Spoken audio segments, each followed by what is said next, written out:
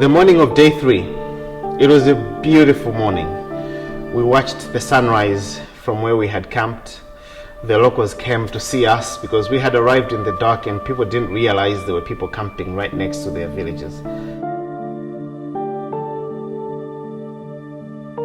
We started off just before 6 a.m. after we had done all the morning exercises led by the fantastic GP. We took a bit of time because we were taking very good photos this morning. It was such a beautiful day. This was a challenging day for me. 4 kilometers into it, I started feeling like my feet were getting blisters. I took off my shoes. I didn't have any blisters, but I kept feeling I couldn't shake this off. So I had to change my shoes about 5 kilometers into the walk.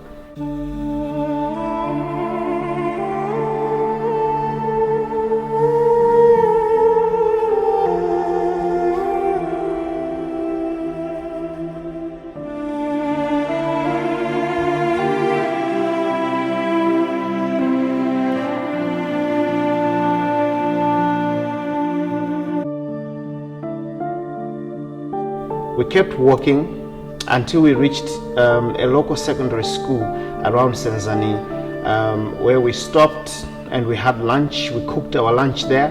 The headmaster was so kind enough to let us use the school premises, gave us benches to sit on, gave us water to use. Such a lovely guy. This is Yuramukamwendo Private Secondary School.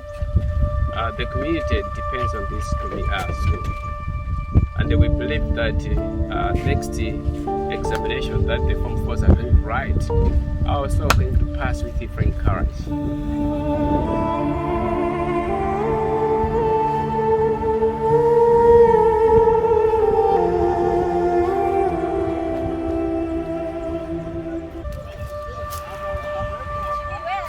This was a day of mixed feelings again because a few things were happening.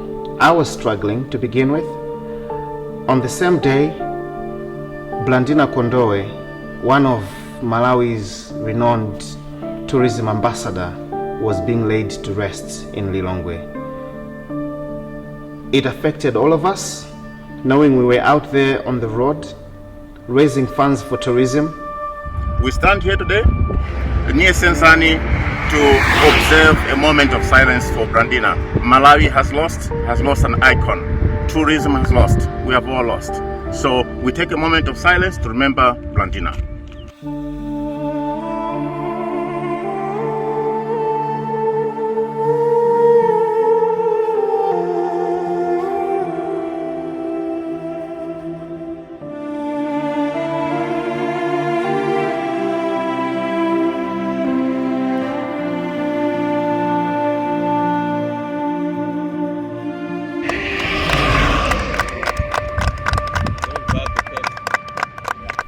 We went on, and just like the other days, people were stopping for us, giving us donations and all the best wishes that they could give.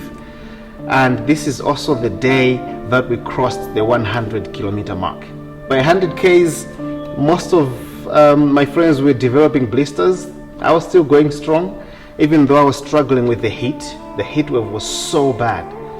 Fortunately, we had a brilliant doctor. His name is Mwenecho from Blantyre Clinic in Mulanje. He was the team doctor and he advised us to keep taking rehydration salts, mixing with our water. But the other problem was, because of the heat, all the water we had was so hot. It was so warm. It wasn't tasty anymore. Nobody wanted to drink warm water. So we sounded an SOS. We reached out to our media team. And they announced on Facebook that we are in dire need of ice. And within 1 hour, one of my old friends from high school brought us ice. Her name is Erica. It was such a good surprise. She just showed up and she had 2 bags of ice. She saved our day because then we put all the water in the cooler boxes and we put ice, and now people had energy again.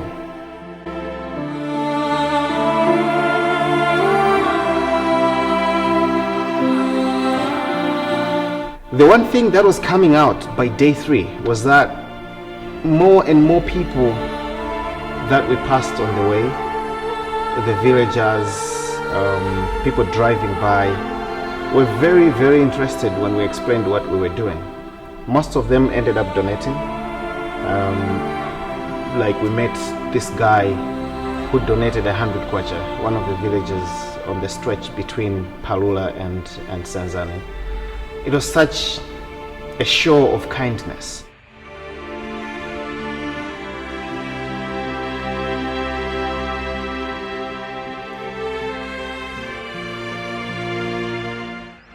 After this, we knew that even though we're doing less kilometers than even day 1, but we were going to face an uphill challenge because of the heat. We were just walking in the sun. We were being baked alive. We arrived at a trading center where they were selling meat, chiwaya. So we stopped there. We decided to eat that. People were just having fun, you know.